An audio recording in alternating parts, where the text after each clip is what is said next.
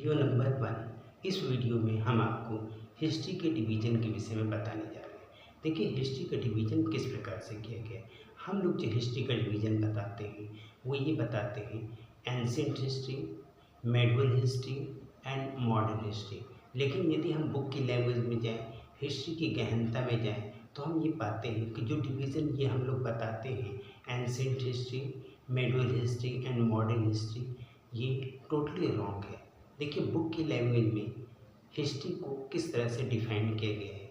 इसमें हिस्ट्री के जो डिवीज़न बताए गए हैं वो ये है। नंबर 1 पे रखा गया है प्रागैतिहासिक काल, नंबर 2 पे रखा गया है आदि ऐतिहासिक काल और नंबर 3 पे रखा गया है ऐतिहासिक काल। ऐतिहासिक काल के अंतर्गत रखा गया है ancient history, medieval history, modern history, Nehru period and world history.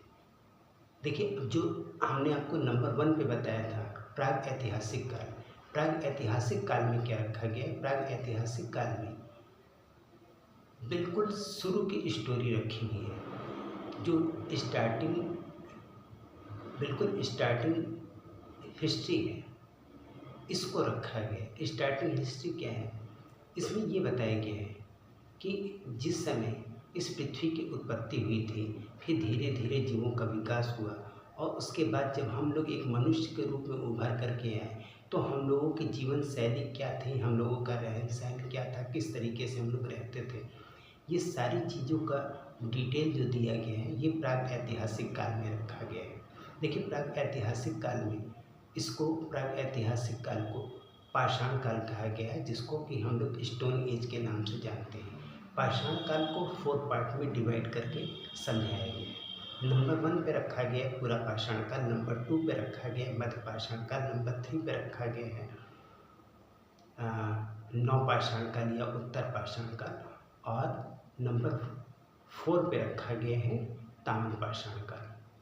और जब ताम्र पाषाण काल डेवलप होते होते काफ़ी हद तक डेवलप हो जाता है तो हम लोग एक शहरी सभ्यता के रूप में आ जाते हैं। और जब शहरी सभ्यता के रूप में आ जाते हैं तो उसी को रखा गया है आदि ऐतिहासिक काल के अंतर्गत। जो नंबर 1 पे था प्राग ऐतिहासिक काल और वो सेकंड नंबर पे आ जाता है आदि ऐतिहासिक काल के अंतर्गत, जिसको कि हम लोग बाद में सिंधु घाटी सभ्यता के नाम से जानते हैं। देखिए, सिंधु घाटी सभ्यता में क्या था कि जब हम लोग ताम्र पाषाण काल से धीरे धीरे डेवलप होते होते जब बिल्कुल डेवलप हो जाते हैं, एक शहरी सभ्यता के रूप में आ जाते हैं, तो ये शहरी सभ्यता काफ़ी दिनों तक चलने के बाद, पूरा डेवलप होने के बाद में ये शहरी सभ्यता बाढ़ आने की वजह से ये पूरी की पूरी नष्ट हो जाती है। इसको रखा गया है आदि ऐतिहासिक काल के अंतर्गत। इसके बाद से तब नंबर आता है आपका ऐतिहासिक काल। ऐतिहासिक काल के अंतर्गत रखा गया है एंशिएंट हिस्ट्री, फिर रखा गया है मेडिवल हिस्ट्री, इसके बाद modern history, Nehru period and world history. इसके बाद हम आपको नेक्स्ट वीडियो में इसके विषय में डिटेल बताएंगे।